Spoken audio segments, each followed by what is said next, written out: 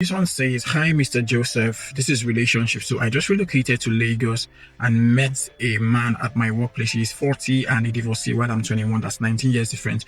So this man tells me that he wants me and he loves me, but I've been putting him off, right? Because he's way older and local. But one day he came to my workplace, right? Suddenly and asked me to pick my skincare products worth almost 15,000 naira, and he bought it at once for me along with other things. And I decided to let him in because I've been ghosting him for a while.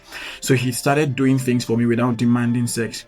But one day my brother called me and told me that he's in the prayer mountain and told me that he sees that someone is in my life that's a wolf. Though I got scared and concluded it was him, and I started giving him attitude and cut off with him, right, because of fear. But my heart wasn't pleased. A lot has happened between both of us, right?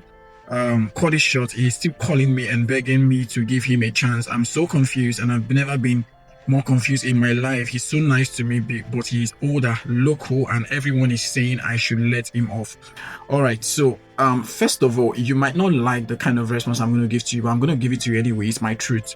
Now, your standards for dating, for accepting people into your life is quite questionable. As a matter of fact, I find it bankrupt. And the reason is because you need to understand that there are three levels of alignment. I teach three levels of alignment when it comes to dating. There's the physical alignment, there's the emotional alignment, and the spiritual alignment. What you are focusing on is just a tiny fraction of the physical alignment, which is synonymous with what most of the masses they focus on, right?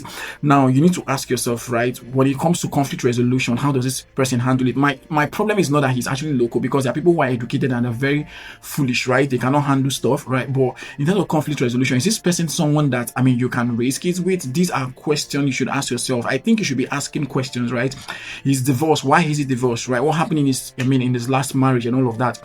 But from the look of things, it seems you're so carried away by the fact that he's actually getting stuff for you, and you fail to understand that any fool with money can buy you gifts. Any idiot with some money in his bank account can take you to a store and buy you skincare products and whatsoever, right? So you need to literally learn to raise your standards for dating, right? You cannot just be dating somebody because they are getting you stuff, right? If you're looking for money, right? If it's money you're looking for, go and learn a skill. Your standard for dating should not solely be because the person is someone who is supporting you financially.